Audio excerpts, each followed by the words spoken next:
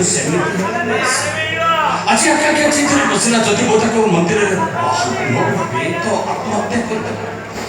କାଳେ ସେ ଆତ୍ମହତ୍ୟା କରିଦେବ ସେଇ ଭୟରେ ଆଜି ମନ୍ଦିରରେ ତା ମଥା ମୋ ଚିତ୍ର ଦେଇଛି ଆସ